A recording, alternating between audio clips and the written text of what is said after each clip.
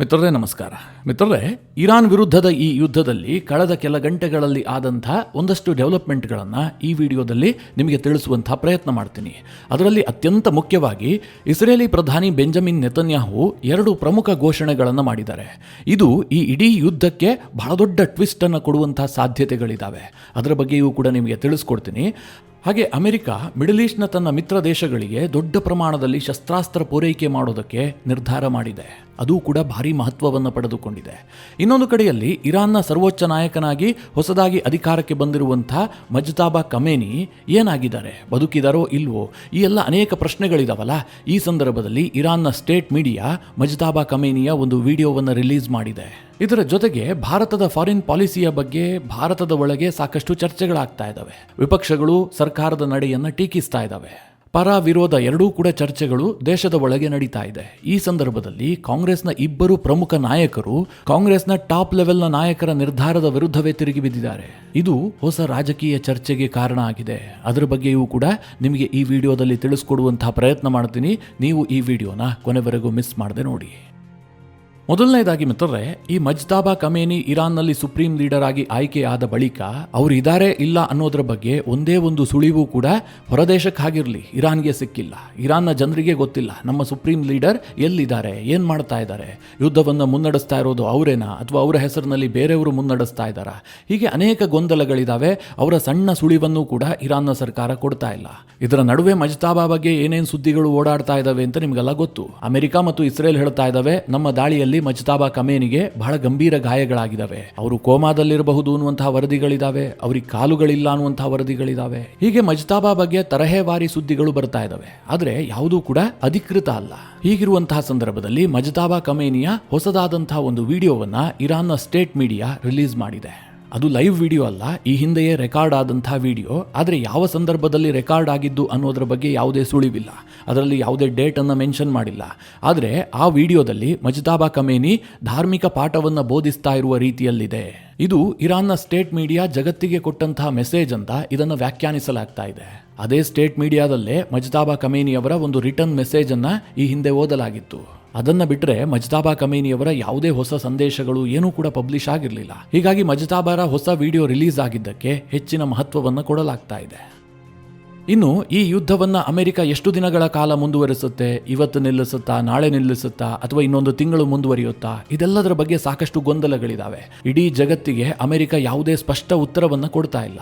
ಇದರ ನಡುವೆ ಆದಂತಹ ಒಂದು ದೊಡ್ಡ ಡೆವಲಪ್ಮೆಂಟ್ ಏನು ಕೇಳಿದ್ರೆ, ಮಿಡಲ್ ಈಸ್ಟ್ನ ಅಮೆರಿಕದ ಮಿತ್ರ ದೇಶಗಳಿಗೆ ಬರೋಬ್ಬರಿ $16.5 ಬಿಲಿಯನ್ ಮೊತ್ತದ ಶಸ್ತ್ರಾಸ್ತ್ರ ಪೂರೈಕೆಗೆ ಅಮೆರಿಕದ ಸ್ಟೇಟ್ ಡಿಪಾರ್ಟ್ಮೆಂಟ್ ಒಪ್ಪಿಗೆ ಸೂಚಿಸಿದೆ. ಮುಖ್ಯವಾಗಿ ಇಂಟರ್ಸೆಪ್ಟರ್ ಮಿಸೈಲ್ಗಳನ್ನು ದೊಡ್ಡ ಪ್ರಮಾಣದಲ್ಲಿ ಒದಗಿಸೋದಕ್ಕೆ ಅಮೆರಿಕ ಒಪ್ಪಿಕೊಂಡಿದೆ. ಈಗಾಗಲೇ ಮಿಡಲ್ ಈಸ್ಟ್ನಲ್ಲಿ ಯುದ್ಧ ಶುರುವಾಗಿ 21 ದಿನಗಳಾಯಿತು. ಈ 21 ದಿನಗಳೂ ಕೂಡ ಮಿಡಲ್ ಈಸ್ಟ್ನ ಎಲ್ಲ ದೇಶಗಳನ್ನು ಇರಾನ್ ಟಾರ್ಗೆಟ್ ಮಾಡ್ತಾ ಇದೆ. ಈ ಕಾರಣದಿಂದಾಗಿ ಬಹಳ ದೊಡ್ಡ ಪ್ರಮಾಣದಲ್ಲಿ ಮಿಸೈಲ್ ಡಿಫೆನ್ಸ್ ಸಿಸ್ಟಮ್ ಅನ್ನು ಬಳಸಲಾಗ್ತಾ ಇದೆ. ಇಂಟರ್ಸೆಪ್ಟರ್ ಮಿಸೈಲ್ಗಳನ್ನು ಬಹಳ ದೊಡ್ಡ ಪ್ರಮಾಣದಲ್ಲಿ ಅವರು ಯೂಸ್ ಮಾಡಿದ್ದಾರೆ. ಹೀಗಾಗಿ ಸ್ಟಾಕ್ ಖಾಲಿಯಾಗಿರುತ್ತಲ್ಲ, ಅದನ್ನು ಪೂರೈಸೋದಕ್ಕೆ ಅಮೆರಿಕ ನಿರ್ಧಾರ ಮಾಡಿದೆ. ಇದರಲ್ಲಿ $8 ಬಿಲಿಯನ್ ಮೊತ್ತದ ಏರ್ ಡಿಫೆನ್ಸ್ ಸಿಸ್ಟಮ್ ಮತ್ತು ರೆಡಾರ್ ಸಿಸ್ಟಮ್ ಅನ್ನ ಕುವೈತ್ಗೆ ಒದಗಿಸೋದಕ್ಕೆ ಅಮೆರಿಕ ತೀರ್ಮಾನ ಮಾಡಿದೆ. ಹಾಗೆ UAE ದೇಶಕ್ಕೆ $4.5 ಬಿಲಿಯನ್ ಮೊತ್ತದ ಶಸ್ತ್ರಾಸ್ತ್ರವನ್ನು ಪೂರೈಕೆ ಮಾಡೋದಕ್ಕೆ ಅಮೆರಿಕ ಒಪ್ಪಿಕೊಂಡಿದೆ. ಇಲ್ಲಿ ಗಮನಿಸಬೇಕಾದಂತಹ ಒಂದು ದೊಡ್ಡ ಅಂಶ ಏನು ಕೇಳಿದ್ರೆ, ಈಗ ಅಮೆರಿಕ ಪೂರೈಕೆ ಮಾಡ್ತಾ ಇರುವಂತಹ ಎಲ್ಲಾ ಶಸ್ತ್ರಾಸ್ತ್ರಗಳೂ ಕೂಡ ಅವರ ಏರ್ ಡಿಫೆನ್ಸ್ ಸಿಸ್ಟಮ್ಗೆ ಸಂಬಂಧಪಟ್ಟಿದ್ದು.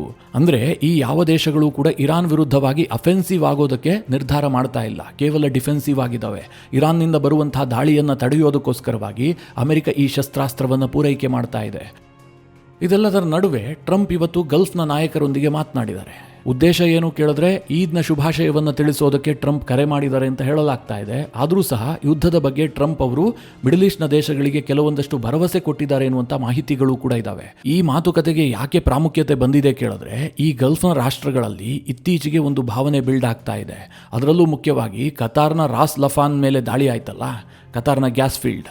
ಅದಾದ ಬಳಿಕ ಕತಾರ್ ದೇಶ ಕೂಡ ಒಂದು ಹಂತದಲ್ಲಿ ಪ್ರಶ್ನೆ ಮಾಡಿತು, ಈ ಯುದ್ಧದಿಂದ ನಿಜವಾಗ್ಲೂ ಲಾಭ ಆಗ್ತಿರೋದು ಯಾರಿಗೆ, ಅಮೆರಿಕಾಗೂ ಅಲ್ಲ ಅಥವಾ ಮಿಡಲ್ ಈಸ್ಟ್ನ ದೇಶಗಳಿಗೂ ಕೂಡ ಅಲ್ಲ, ನೇರವಾಗಿ ಲಾಭ ಆಗ್ತಾ ಇರುವಂತಹದ್ದು ಇಸ್ರೇಲ್ಗೆ. ಅವ್ರಿಗೆ ಲಾಭ ಆಗೋದಕ್ಕೆ ನಾವ್ಯಾಕೆ ಇಷ್ಟು ಹಾನಿಯನ್ನ ಮಾಡ್ಕೊಳ್ಬೇಕು ಅಂತ. ಒಂದು ವರದಿಯ ಪ್ರಕಾರ ಕತಾರ್ನ ರಾಸ್ ಲಫಾನ್ಗೆ ಇರಾನ್ ಹೊಡಿತಲ್ಲ, ಅದನ್ನ ಪುನಃ ನಿರ್ಮಾಣ ಮಾಡೋದಕ್ಕೆ ಕನಿಷ್ಠ 3.5 ರಿಂದ 4 ವರ್ಷಗಳ ಕಾಲ ಬೇಕಾಗುತ್ತೆ ಅಂತ ಹೇಳಲಾಗ್ತಾ ಇದೆ. ಇದು ಕತಾರ್ನ ಎಕಾನಮಿಗೆ ಬಹಳ ದೊಡ್ಡ ಹಾನಿ ಮಾಡುತ್ತೆ. ಹೀಗಾಗಿ ಕತಾರ್ US ಮೇಲೆ ಬಹಳ ಒತ್ತಡವನ್ನ ಹಾಕಿದೆ. ನಿಮಗೆಲ್ಲ ಗೊತ್ತು ಕತರ್ ಎಮೇರ್ ಮತ್ತು ಯುಎಸ್ನ ಅಧ್ಯಕ್ಷ ಟ್ರಂಪ್ ನಡುವೆ ಯಾವ ರೀತಿಯಾದಂತಹ ಸಂಬಂಧ ಇದೆ ಅಂತ. ಕತರ್ ಎಮೇರ್ ಏನಾದ್ರೂ ಒಂದು ಗೆರೆ ಹಾಕಿದ್ರೆ ಟ್ರಂಪ್ ಅದನ್ನ ದಾಟೋದಿಲ್ಲ. ಇದಕ್ಕೆ ಕಾರಣ ಏನು ಕೇಳಿದ್ರೆ ಟ್ರಂಪ್ ಅವರ ಫ್ಯಾಮಿಲಿ ಬಿಸ್ನೆಸ್ ಇದೆಯಲ್ಲ, ಇದು ಕತರ್ ಜೊತೆಗೆ ಬಹಳ ದೊಡ್ಡ ಪ್ರಮಾಣದಲ್ಲಿದೆ. ಕತರ್ನ ಎಮೇರ್ ಕೂಡ ಟ್ರಂಪ್ ಅವರಿಗೆ ಭಾರಿ ಬೆನಿಫಿಟ್ ಗಳನ್ನ ಮಾಡಿಕೊಟ್ಟಿದ್ದಾರೆ. ಹೀಗಾಗಿ ಯಾವಾಗ ರಾಸ್ ಲಫಾನ್ ಮೇಲೆ ಇರಾನ್ ದಾಳಿ ಮಾಡ್ತೋ, ಟ್ರಂಪ್ ತಕ್ಷಣ ಅದಕ್ಕೆ ರಿಯಾಕ್ಟ್ ಮಾಡಿದ್ದಾರೆ. ಇರಾನ್ಗೂ ಮನವಿ ಮಾಡಿದ್ರು, ಇಸ್ರೇಲ್ಗೂ ಕೂಡ ಸೂಚನೆಯನ್ನ ಕೊಟ್ಟರು. ಈಗ ಈ ಗಲ್ಫ್ ರಾಷ್ಟ್ರಗಳ ನಾಯಕರೊಂದಿಗೆ ಮಾತನಾಡಿ ಅವರಿಗೆ ಧೈರ್ಯ ಹೇಳೋದರ ಜೊತೆಗೆ ಒಂದಷ್ಟು ಸಮಾಧಾನ ಪಡಿಸುವಂತಹ ಕೆಲಸವನ್ನ ಕೂಡ ಟ್ರಂಪ್ ಮಾಡ್ತಾ ಇದ್ದಾರೆ. ಇದರ ನಡುವೆ ಇಸ್ರೇಲ್ನ ಪ್ರಧಾನಿಯವರ ಸ್ಟೇಟ್ಮೆಂಟ್ ಭಾರಿ ಮಹತ್ವವನ್ನು ಪಡೆದುಕೊಂಡಿದೆ. ಮೊದಲನೇದಾಗಿ ಇಸ್ರೇಲ್ನ ಪ್ರಧಾನಿಯ ಕುರಿತಾಗಿಯೇ ಅನೇಕ ಸುದ್ದಿಗಳು ಓಡಾಡ್ತಾ ಇದ್ವು. ಈಗ ಇಸ್ರೇಲ್ ಮತ್ತು ಅಮೆರಿಕದ ಬೆಂಬಲಿಗರು ಮಜ್ತಾಬಾ ಕಮೇನಿ ಬದುಕಿದಾರಾ ಇಲ್ವಾ ಅಥವಾ ಅವರಿಗೆ ಗಾಯಗಳಾಗಿದೆಯಾ ಇದರ ಬಗ್ಗೆ ಸುದ್ದಿಗಳನ್ನು ಹಬ್ಬಿಸ್ತಾ ಇದ್ದಾರಲ್ಲ, ಅದೇ ರೀತಿಯಾಗಿ ಇರಾನ್ನ ಬೆಂಬಲಿಗರು ನೆತನ್ಯಾಹು ಬದುಕೇ ಇಲ್ಲ, ನೆತನ್ಯಾಹು ಅವರನ್ನ ಇರಾನ್ ಮುಗಿಸಿಬಿಟ್ಟಿದೆ, ಸದ್ಯ ಅವರು ಇದಾರೆ ಅಂತ ತೋರಿಸ್ಕೊಳ್ಳೋದಕ್ಕೋಸ್ಕರವಾಗಿ ಇಸ್ರೇಲ್ AI ವಿಡಿಯೋಗಳನ್ನು ರಿಲೀಸ್ ಮಾಡ್ತಾ ಇದೆ.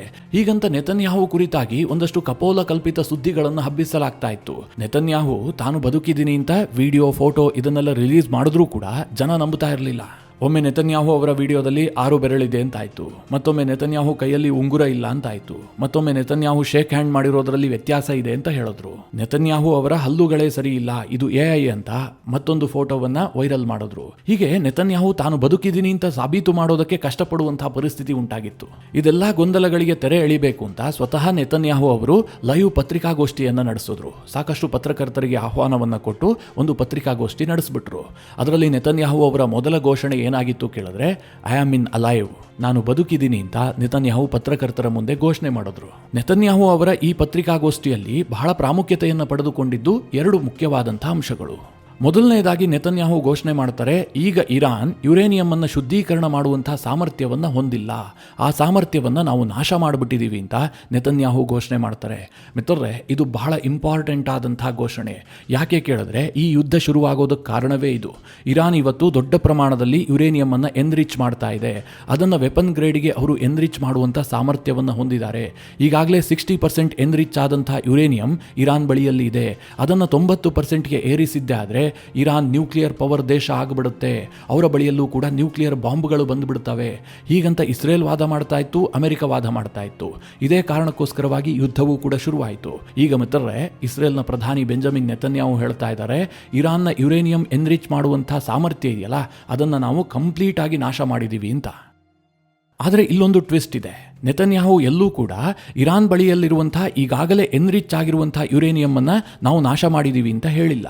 ಇರಾನ್ ಬಳಿಯಲ್ಲಿ ಈಗಾಗಲೇ 450 kg ಎನ್ರಿಚ್ ಆದಂತಹ, ಅಂದರೆ 60% ಎನ್ರಿಚ್ ಆದಂತಹ ಯುರೇನಿಯಂ ಇದೆ.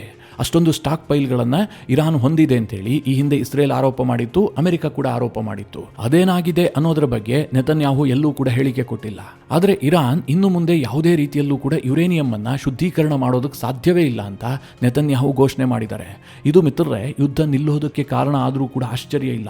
ಟ್ರಂಪ್ ಇದೇ ಪಾಯಿಂಟ್ ಅನ್ನು ಇಟ್ಕೊಂಡು ನಮ್ಮ ಗೋಲ್ ರೀಚ್ ಆಗಿದೆ ಅಂತ ಯುದ್ಧದಿಂದ ಹಿಂದೆ ಸರಿಯುವಂತಹ ಸಾಧ್ಯತೆಗಳು ಕೂಡ ಇದ್ದಾವೆ. ನೆತನ್ಯಾಹು ಅವರ ಹೇಳಿಕೆ ಅದನ್ನು ಸೂಚಿಸ್ತಾ ಇದೆ.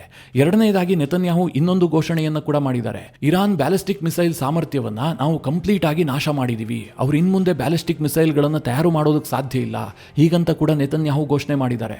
ಇದು ಕೂಡ ಅಮೆರಿಕ ಈ ಹಿಂದೆ ಹೇಳ್ತಾ ಇದ್ದಂತಹ ಗುರಿ. ನೆತನ್ಯಾಹು ಅವರ ಈ ಸ್ಟೇಟ್ಮೆಂಟ್ ಅನ್ನು ನೋಡಿದ್ರೆ ಯುದ್ಧ ಬಹಳ ಕಾಲ ಮುಂದುವರಿಯುವಂತಹ ಸಾಧ್ಯತೆಗಳು ಬಹಳ ಕ್ಷೀಣ ಇದೆ ಅಂತ ಗೊತ್ತಾಗ್ತಾ ಇದೆ. ಈಗ ನಾಳೆ ಟ್ರಂಪ್ ಅವರು ವಿಜಯವನ್ನ ಘೋಷಣೆ ಮಾಡ್ಕೊಳ್ಬೇಕಲ್ಲ, ಅದಕ್ಕೇನಾದ್ರೂ ಒಂದು ಹೇಳಬೇಕಲ್ಲ, ಅವರು ನಾವು ಇಂತಿಂತಹ ಸಾಧನೆ ಮಾಡಿದೀವಿ ಅಂತ. ಅದಕ್ಕೆ ನೆತನ್ಯಾಹು ಅವರ ಈ ಹೇಳಿಕೆಗಳು ಪೀಠಿಕೆ ಹಾಕದಂತಿದೆ. ಆದರೆ ನೆತನ್ಯಾಹು ಇದೇ ಸಂದರ್ಭದಲ್ಲಿ ಇನ್ನೊಂದನ್ನು ಕೂಡ ಸ್ಪಷ್ಟಪಡಿಸಿದ್ದಾರೆ. ಅದೇನು ಕೇಳಿದ್ರೆ, ಈ ಯುದ್ಧ ಮುಂದುವರಿತಾ ಇದೆ, ಆದರೆ ಬಹಳ ಶೀಘ್ರದಲ್ಲಿ ಎಂಡ್ ಆಗುತ್ತೆ, ನೀವು ಅಂದುಕೊಂಡಿದ್ದಕ್ಕಿಂತಲೂ ಬೇಗನೆ ಈ ಯುದ್ಧ ಮುಗಿಯುತ್ತೆ ಅಂತ ನೆತನ್ಯಾಹು ಹೇಳಿದ್ದಾರೆ. ಇದರ ಜೊತೆಗೆ ಇರಾನ್ನಲ್ಲಿ ಸರ್ಕಾರ ಬದಲಾವಣೆಯ ಸಾಧ್ಯತೆಗಳನ್ನು ಕೂಡ ಅವರು ತಳ್ಳಿ ಹಾಕಿಲ್ಲ. ಇದನ್ನ ಇರಾನ್ನ ಜನರೇ ಮಾಡಬೇಕು, ಅಲ್ಲಿರುವಂತಹ ಈಗಿನ ಸರ್ಕಾರವನ್ನ ಕೆಡವುವಂತಹ ಕೆಲಸವನ್ನ ಇರಾನ್ನ ಜನ ಮಾಡಬಹುದು, ಹೀಗಂತ ನೆತನ್ಯಾಹು ಹೇಳಿದ್ದಾರೆ. ಇನ್ನು ಇತ್ತೀಚೆಗೆ ಅಮೆರಿಕದಲ್ಲಿ ಬಹಳ ದೊಡ್ಡದಾದಂತಹ ಒಂದು ಸುದ್ದಿ ಆಗಿತ್ತು. ಟ್ರಂಪ್ ಸರ್ಕಾರಕ್ಕೆ ಒಂದು ಹಿನ್ನಡೆ ಕೂಡ ಆಗಿತ್ತು. ಅದೇನು ಕೇಳಿದ್ರೆ, ಅಮೆರಿಕದಲ್ಲಿ ಟ್ರಂಪ್ ಅವರ ಸಚಿವ ರಾಜೀನಾಮೆಯನ್ನು ಕೊಟ್ಟಿದ್ರು. ಈ ಯುದ್ಧ ಮಾಡ್ತಿರೋದು ಇಸ್ರೇಲ್ಗೋಸ್ಕರವಾಗಿ. ಇಸ್ರೇಲ್ ಹೇಳಿದೆ, ಅದನ್ನು ಟ್ರಂಪ್ ಕೇಳಿದ್ದಾರೆ, ಇದರಲ್ಲಿ ಅಮೆರಿಕದ ಹಿತಾಸಕ್ತಿ ಇಲ್ಲ ಅಂತ ನೇರವಾಗಿ ಅವರು ಟ್ರಂಪ್ ಅವರನ್ನ ಟೀಕಿಸಿ ತನ್ನ ಸ್ಥಾನಕ್ಕೆ ರಾಜೀನಾಮೆಯನ್ನು ಕೊಟ್ಟಿದ್ರು. ಇದು ಅಮೆರಿಕದ ರಾಜಕಾರಣದಲ್ಲಿ ದೊಡ್ಡ ಭೂಕಂಪಕ್ಕೆ ಕಾರಣ ಆಗಿತ್ತು. ಇದಕ್ಕೆ ನೆತನ್ಯಾಹು ಮಾರ್ಮಿಕವಾಗಿ ಉತ್ತರ ಕೊಟ್ಟಿದ್ದಾರೆ. ಯಾರಾದರೂ ಟ್ರಂಪ್ ಅವರ ಮೇಲೆ ಪ್ರಭಾವ ಬೀರೋದಕ್ಕೆ ಸಾಧ್ಯ ಇದೆ ಅಂತ ನೀವು ನಂಬ್ತೀರಾ? ಟ್ರಂಪ್ ಟ್ರಂಪ್ ಅವರು ಇನ್ನೊಬ್ಬರ ಮಾತನ್ನ ಕೇಳಿ ಯುದ್ಧ ಮಾಡೋದಕ್ಕೆ ಸಾಧ್ಯತೆ ಇದೆಯಾ? ಇದನ್ನು ಯಾರಾದರೂ ನಂಬೋದಕ್ಕೆ ಸಾಧ್ಯವಾ? ಹೀಗಂತ ಪತ್ರಕರ್ತರನ್ನೇ ಪ್ರಶ್ನೆ ಮಾಡಿದ್ದಾರೆ. ಅಂದ್ರೆ ಈ ಯುದ್ಧದಲ್ಲಿ ಟ್ರಂಪ್ ಅವರು ಸ್ವತಂತ್ರ ನಿರ್ಧಾರ ಕೈಗೊಂಡಿದ್ದಾರೆ ಹೊರತು ಇಸ್ರೇಲ್ನ ಪ್ರಭಾವ ಇಲ್ಲ ಅನ್ನೋದನ್ನ ನೆತನ್ಯಾಹು ಸ್ಪಷ್ಟಪಡಿಸಿದ್ದಾರೆ. ಹಾಗೆ ಸೌತ್ ಪಾಸ್ ದಾಳಿಗೂ ಅಮೆರಿಕಾಗೂ ಸಂಬಂಧ ಇಲ್ಲ, ಅದು ಇಸ್ರೇಲ್ನ ದಾಳಿಯಾಗಿತ್ತು. ಟ್ರಂಪ್ ರಿಂದ ಈಗ ಸೂಚನೆ ಬಂದಿದೆ, ಯಾವುದೇ ಕಾರಣಕ್ಕೂ ಕೂಡ ಇರಾನ್ನ ಗ್ಯಾಸ್ ಫೀಲ್ಡ್ಗೆ ಹಿಟ್ ಮಾಡಬಾರದು ಅಂತ, ನಾವು ಅದನ್ನ ಫಾಲೋ ಮಾಡ್ತೀವಿ ಅಂತ ನೆತನ್ಯಾಹು ಹೇಳಿದ್ದಾರೆ. ಇನ್ನು ಈ ಪಾಕಿಸ್ತಾನ ಮತ್ತು ಅಫ್ಘಾನಿಸ್ತಾನದ ನಡುವೆ ಒಂದು ಸಂಘರ್ಷ ಆಗ್ತಾ ಇದೆಯಲ್ಲ, ಅದರಲ್ಲೊಂದು ತಾತ್ಕಾಲಿಕ ಯುದ್ಧ ವಿರಾಮ ಘೋಷಣೆ ಆಗಿತ್ತು. ಕಾರಣ ಏನು ಕೇಳಿದ್ರೆ, ರಂಜಾನ್ ಇದೆಯಲ್ಲ, ಈ ಹಿನ್ನೆಲೆಯಲ್ಲಿ ದಾಳಿ ಮಾಡೋದು ಬೇಡ ಅಂತೇಳಿ ಎರಡೂ ದೇಶಗಳನ್ನ ಕೆಲ ಮಿತ್ರ ರಾಷ್ಟ್ರಗಳು ಒಪ್ಪಿಸಿದ್ವು.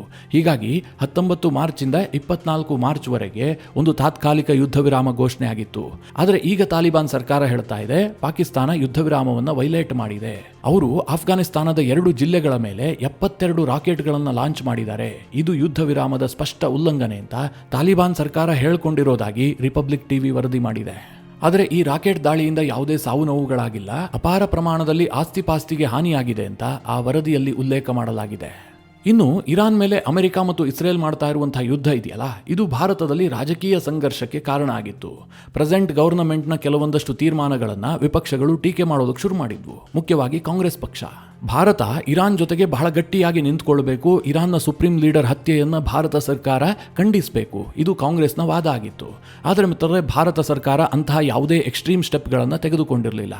ಒಂದು ರೀತಿಯಲ್ಲಿ ಬ್ಯಾಲೆನ್ಸ್ ಮಾಡುವಂತಹ ತೀರ್ಮಾನಕ್ಕೆ ಬಂದಿತ್ತು. ಈಗ ಇದು ಕಾಂಗ್ರೆಸ್ ಪಕ್ಷದ ಒಳಗೆ ಒಡಕಿಗೆ ಕಾರಣ ಆಗಿದೆ. ಕೇಂದ್ರ ಸರ್ಕಾರದ ಈ ನಿರ್ಧಾರವನ್ನ ಇಬ್ಬರು ಕಾಂಗ್ರೆಸ್ನ ದೊಡ್ಡ ನಾಯಕರು ಸಮರ್ಥಿಸಿಕೊಂಡಿದ್ದಾರೆ. ಇದು ಒಂದು ರೀತಿಯಲ್ಲಿ ಕಾಂಗ್ರೆಸ್ ನಾಯಕರಿಗೆ ಮುಖಭಂಗ ಆದಂತಾಗಿದೆ. ಇತ್ತೀಚೆಗೆ ಈ ಬಗ್ಗೆ ಮನೀಶ್ ತಿವಾರಿ ಮಾತನಾಡ್ಬಿಟ್ಟು, ಇದು ಭಾರತದ ಯುದ್ಧ ಅಲ್ಲ, ಮಿಡಲ್ ಈಸ್ಟ್ ನಲ್ಲಿ ಭಾರತ ಬಹಳ ಪ್ರಮುಖವಾದಂತಹ ಪ್ಲೇಯರ್ ಕೂಡ ಅಲ್ಲ. ಇವತ್ತು ಬಹಳ ದೊಡ್ಡ ಸಂಖ್ಯೆಯಲ್ಲಿ ಭಾರತೀಯರು ಮಿಡಲ್ ಈಸ್ಟ್ ನ ದೇಶಗಳಲ್ಲಿದ್ದಾರೆ. ಜೊತೆಗೆ ಭಾರತ ಇವತ್ತು ಮಿಡಲ್ ಈಸ್ಟ್ ನೊಂದಿಗೆ ಬಹಳ ಸಂಕೀರ್ಣವಾದಂತಹ ವ್ಯಾಪಾರವನ್ನ ಮಾಡುತ್ತೆ. ಈ ಕಾರಣದಿಂದ ಭಾರತ ಬಹಳ ಜಾಗರೂಕತೆಯಿಂದ ನಡೆದುಕೊಳ್ಳಬೇಕಾಗತ್ತೆ. ಈಗೇನ್ ಸರ್ಕಾರ ಮಾಡಿದೆ ಅದು ಸರಿಯಾಗಿದೆ. ಇದು ಸ್ಟ್ರಾಟಜಿಕ್ ಅಟಾನಮಿ, ಅಂದ್ರೆ ಸ್ವತಂತ್ರ ವಿದೇಶಾಂಗ ನೀತಿ ಅಂತ ಕಾಂಗ್ರೆಸ್ನ ಬಹಳ ದೊಡ್ಡ ನಾಯಕರಾಗಿರುವಂತಹ ಮಾಜಿ ಸಚಿವ ಮನೀಶ್ ತಿವಾರಿ ಮೋದಿ ಸರ್ಕಾರವನ್ನ ಬೆಂಬಲಿಸಿ ಮಾತನಾಡಿದ್ದಾರೆ. ಇನ್ನೊಂದು ಕಡೆ ಶಶಿ ತರೂರ್ ಈ ಹಿಂದೆಯೂ ಕೂಡ ಸರ್ಕಾರವನ್ನ ಸಪೋರ್ಟ್ ಮಾಡಿ ಮಾತನಾಡಿದ್ರು. ಈಗ ಮತ್ತೊಮ್ಮೆ ಈ ಯುದ್ಧದ ವಿಚಾರದಲ್ಲಿ ಸರ್ಕಾರವನ್ನ ಬೆಂಬಲಿಸಿದ್ದಾರೆ. ಭಾರತದ ಮೌನ ಬೆಂಬಲವೂ ಅಲ್ಲ, ದೌರ್ಬಲ್ಯವೂ ಕೂಡ ಅಲ್ಲ. ನಾವು ಒಂದೇ ಸಮಯದಲ್ಲಿ ಹಲವು ಸ್ನೇಹಿತರನ್ನ ನಿಭಾಯಿಸಬೇಕಾದ್ರೆ ಇದು ಮುಖ್ಯವಾಗತ್ತೆ. ಭಾರತ ಸರ್ಕಾರ ಕೈಗೊಳ್ತಾ ಇರುವಂತಹ ನಿರ್ಧಾರಗಳು ಸರಿಯಾಗೇ ಇದೆ ಅಂತ ಶಶಿ ತರೂರ್ ಕೂಡ ಸರ್ಕಾರವನ್ನ ಬೆಂಬಲಿಸಿದ್ದಾರೆ. ಇದು ಸಹಜವಾಗಿ ಇರಾನ್ ವಿಚಾರದಲ್ಲಿ ಮೋದಿ ಸರ್ಕಾರವನ್ನ ಹಿಗ್ಗಾಮುಗ್ಗಾ ತರಾಟೆಗೆ ತೆಗೆದುಕೊಂಡಿದ್ದಂಥ ಖರ್ಗೆ, ರಾಹುಲ್ ಗಾಂಧಿ, ಸೋನಿಯಾ ಗಾಂಧಿ, ಪ್ರಿಯಾಂಕಾ ವಾದ್ರಾ ಇವರೆಲ್ಲರಿಗೂ ಕೂಡ ಒಂದು ರೀತಿಯಲ್ಲಿ ಹಿನ್ನಡೆಯಾದಂತಾಗಿದೆ, ಅಥವಾ ಮುಖಭಂಗ ಅಂತಂದ್ರೂ ಕೂಡ ತಪ್ಪಾಗ್ಲಿಕ್ಕಿಲ್ಲ. ತಮ್ಮದೇ ಪಕ್ಷದ ನಾಯಕರು ಮೋದಿ ಸರ್ಕಾರವನ್ನ ಹೊಗಳ್ತಾ ಇರುವಂತಹ ಈ ಸಂದರ್ಭದಲ್ಲಿ ತಾವು ಟೀಕೆ ಮಾಡಿದ್ರೆ ಅದಕ್ಕೇನು ಬೆಲೆ ಇರುತ್ತೆ?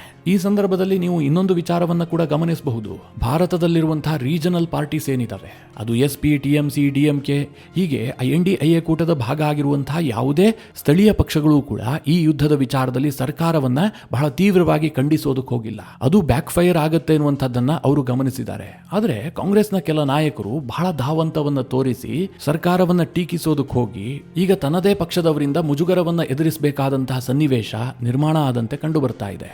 ಮಿತ್ರರೇ, ಇದಿಷ್ಟು ಯುದ್ಧದಲ್ಲಿ ಇತ್ತೀಚೆಗೆ ಆದಂತಹ ಡೆವಲಪ್ಮೆಂಟ್ಗಳು. ಈ ಕುರಿತಾಗಿ ನಿಮ್ಮ ಅನಿಸಿಕೆ, ಅಭಿಪ್ರಾಯಗಳೇನು? ಕಮೆಂಟ್ ಮಾಡುವ ಮೂಲಕ ನಮಗೆ ತಿಳಿಸಿ. ಹಾಗೆ ನಿಮಗೆ ಈ ವಿಡಿಯೋ ಇಷ್ಟವಾದರೆ ಲೈಕ್ ಮಾಡಿ. ಜೊತೆಗೆ ನೀವಿನ್ನೂ ನಿಮ್ಮ ನೆಚ್ಚಿನ ಸಂಸ್ಕಾರ ಸೌರಭ ಯೂಟ್ಯೂಬ್ ಚಾನಲ್ನ ಸಬ್ಸ್ಕ್ರೈಬ್ ಮಾಡಿಲ್ಲ ಅಂತಾದರೆ ಈ ಕೂಡಲೇ ಸಬ್ಸ್ಕ್ರೈಬ್ ಮಾಡಿ. ಮುಂದಿನ ಎಲ್ಲ ಅಪ್ಡೇಟ್ಗಳ ನೋಟಿಫಿಕೇಷನ್ಗಾಗಿ ಬೆಲ್ ಐಕಾನ್ ಒತ್ತಿ.